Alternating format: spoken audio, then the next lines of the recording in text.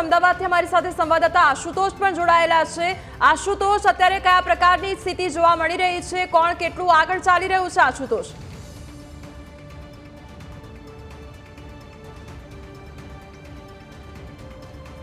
હજી મતગણતરી શરૂ થયાને 2 કલાક વીતી ચૂક્યા છે અને અમદાવાદ પશ્ચિમની વાત કરવામાં આવે તો 4 રાઉન્ડ જે છે તે પૂર્ણ થઈ ચૂક્યા છે અને 4 રાઉન્ડના અંતે ભારતીય જનતા પાર્ટીના દિનેશ મકવાણા જે છે તે આગળ ચાલી રહ્યા છે। 4 રાઉન્ડની વાત કરવામાં આવે તો ચોથા રાઉન્ડમાં દિનેશ મકવાણાને 42,130 વોટ મળ્યા છે, જ્યારે કોંગ્રેસના ભરત મકવાણા જે છે એમને 18,751 વોટ મળ્યા છે। એટલે ચોથા રાઉન્ડના અંતે ચોથા રાઉન્ડમાં 23,379 વોટથી જે છે તે દિનેશ મકવાણા આગળ રહ્યા હતા। પરંતુ જો ઓવરઓલ વાત કરવામાં આવે તો હાલમાં અન્ય જે 7 વિધાનસભાઓ છે તેમાં હજી અનેક વિધાનસભાઓમાં 6ઠ્ઠો અને 7મો રાઉન્ડ પણ શરૂ થઈ ચૂક્યો છે, જેમાં દિનેશ મકવાણા જે છે જે 96,072 વોટથી આગળ ચાલી રહ્યા છે। એટલે લગભગ 1 લાખની લીડથી તેઓ નજીક છે। એટલે ભારતીય જનતા પાર્ટીની ડોમિનેટ આ વિસ્તાર રહ્યો છે અમદાવાદ પશ્ચિમ, અને લાગે છે કે દિનેશ મકવાણાની જીત પાકી છે, કારણ કે તેઓ 1 લાખની લીડથી જે છે આગળ વધી ચૂક્યા છે। એટલે કદાચ દિનેશ મકવાણા જે છે તેની જીત નિશ્ચિત છે અને તેઓએ અહીંયા આવ્યા હતા ત્યારે પણ કહ્યું હતું કે હાલમાં એક